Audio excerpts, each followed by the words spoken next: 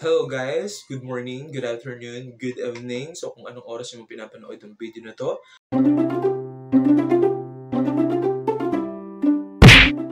For this video, we're going to talk about 5 signs to help senior high school students decide whether human resource management program in college is for you. Before we go into that, I want to introduce myself. So I am Bon, host Bon, HR Bon, so whatever you want to call me. But I am a corporate HR specialist with specialization in organizational development, learning and development, especially employee engagement in general, a lot more on design. Okay? Notice kasi na parang most of the schools, especially yung mga nasa senior high, nasa second semester na sila. And this is the last semester before they enter college. So this is a simple guide, I hope that will help you, especially those senior high school students na nag-iisip na nasa accountancy, business, and management. Magsimula tayo sa pinaka-umbrella term. Ito kasing human resources management, this is a major, this is a field of specialization under the Bachelor of Science in Business Administration. It has different majors kasi like marketing, finance, operations, entrepreneurship, and DHR. And we're going to focus now on HR, okay? First sign that you can actually notice ngayon as a senior high school student whether to say if HR is for you, first sign is you're the advice friend. You're the advice friend. So your friends come to you for advice, so you listen without judgment.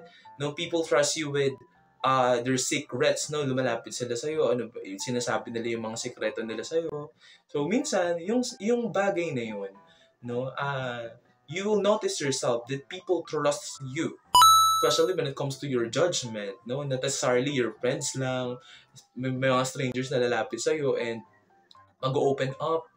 Ayan, so you listen with empathy, you listen without judgment, you tend to listen wholeheartedly, practicing empathy, as well as being factual in general. So, on those things or scenarios na nangyayari sa buhay mo ngayon, it could be, you're building a skill when it comes to HR facets like employee relations. Because in employee relations facet of HR, you'll be dealing with different concerns of employees. Or you will hear problems. But if you enjoy solving problems, now when it comes to giving advices, ano ba yung dapat kong gawin, ano ba yung dapat gawin niyang kaibigan mo, and you like giving advices, and most of the time, you listen carefully. Para yung judgment mo, yung advices na binibigay mo, syempre, hindi naman magdudulot ng medyo tragic ending or tragic result for that person. Okay, for the second sign, so forgive me with the background noise dahil linggo ngayon at nandito lahat ng mga tao sa mundo. May mga tugtog sa gilid, may mga ganito-ganyan, dami commercial. But anyway, we're going to go back on that particular part. You stay calm during conflicts. That's the second sign. You help your classmates settle arguments. O, ikaw, ano bang sinabi mo? Bakit mo ba sinabi ito? Ano bang ginawa niya? Ano bang ginawa nito? Ano yung ginawa niyong lahat? Bakit nagkaganito? You explain sides fairly. You listen to, for example, classmate A, classmate B, and the whole class if possible. You stay calm when others are stressed.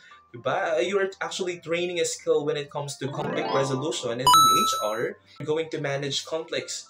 Right? Especially pag HR ka, makakanig ka ng maraming problems, maraming employee-related problems, ano ba pinagdadaanan nila. You will help them to decide on the things that they're going to take, or alternative courses of action that they're going to do in the next days. You also training a skill when it comes to supporting and writing policies for HR or for the whole organization. You have potential when it comes to being an HR when you stay calm during conflicts. Okay, for the third one, you like organizing and coordinating in general. So you plan class events, projects, and you make schedules or checklists. People rely on you when it comes to tracking about things. Yan, halimbawa, ito magde-December na, meron tayong mga year-end parties. No, sometimes you take initiatives in hosting those kind of events, and you write programs. Ganyan ako before, I used to be a president of our organization, president of our class, so one of the officers of the class, and I also hosted different kinds of events. I enjoy public speaking. I joined Dagli ang Talumpati, impromptu speech, and the likes. I really like organizing and coordinating, and you can actually use that.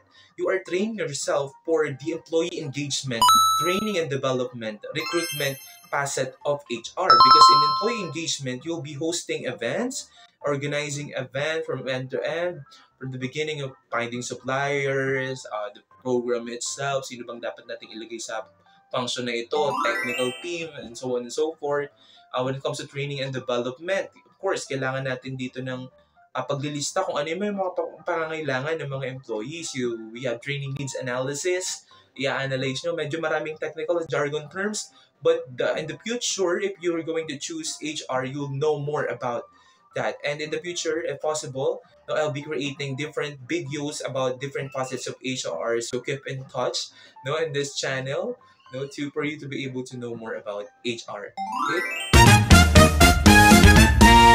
For the fourth sign, you notice people's behavior. Even though they're not speaking, they're not saying it. Like just telling or observing them, just seeing them, you learn something's different. Parang ganyan. Parang pinagpapawisan ako. So, ganon. You see when people struggling, you sense group tension. Yan, parang may mali sa grupo na to, may mali sa grupo na to. Itong tao na to parang may problems to dito. Bakit yung tao na to, parang tahimik siya lately? Ano kaya nangyayari? You have that natural curiosity in your mind na, ano ba nangyayari? Because you notice people's behavior, understand different personalities na parang something or someone is behaving like this, not because ganun talaga siya, but because of the past events, ano ba yung mga nag-i-influence sa behavior niya na yun, you tend to have that curiosity to know more about that and dig on a different level to know more about the reasons kung bakit yung isang bagay ay ganito, bakit yung isang tao ay ganyan. You are actually training yourself for the organizational development facet and performance management, because in organizational development, you will spot behavioral changes, patterns, ano ba yung mga nagiging problem natin para ma-improve natin for the benefit of the employees and the organization as a whole. For performance management, of course, nakikita natin na yung tao, medyo hindi okay yung performance niya ngayon. As an HR, dapat nating alamin kung bakit yung attendance niya ay ganito, ganyan. So, could have a one-on-one consultation. Ano ba yung nangyayari? It could be feedback from their manager. It could be a chat, kung ano yung pwedeng nating gawin para malaman natin ano yung reasons. Okay? Fifth and last sign that you need to spot whether to say if human resources is for you is you care about fairness in general. So you make sure tasks are shared equally. Kung itong tao na to ay okay pagdating sa advertisements or editing skills, this person has editing skills, you assign that person with chats in relation to multimedia, to editing. This person is good at reporting, good at speaking. This person should be the one reporting our presentation. So there's delegation skills, natural delegation skills in you as a senior high school student, and that could be an indicator that HR is for you. You speak up when things are unfair, so you hate injustices. If you hate injustices, because HR rely on labor code and code of conduct of the company, as well as labor relations, other labor laws in general, and you follow rules even when no one's watching, you have the integrity. Okay, so if you possess that, maybe you care about fairness, maybe HR is for you, because you can actually use this in all HR facets, but mainly in compensation and benefits. Kasi dapat pantay-pantayan, meron tayong metrics na ginagamit, kumbaga. Now also, when it comes to policy compliance, pagdating sa pagsusulat ng mga policies, yung sinusulat ba natin, yung bibidyoke kasi yung kapitbahay. Ang ingay talaga pag linggo. So, anyway, policy compliance, ganyan. Sige. Ayan, sumisingit talaga siya. Anyway, so did you see yourself in any of the designs? If yes, human resource management might be your path. Comment below which signs fits you the most. Ano ba yung mga nakikita mong para sa'yo? Ayan, no, ulitin lang natin yung mga signs na yon. If you are an advice friend, no, you stay calm during conflicts, you like organizing and coordinating events, especially. You notice people's behavior, and of course, you care about fairness and justice in general. Okay, so don't forget to like, share, and subscribe for more career tips for senior high school students and topics about HR in the future. So once again, I am Bon, a corporate HR specialist helping you discover your path one step at a time, and see you in the next video.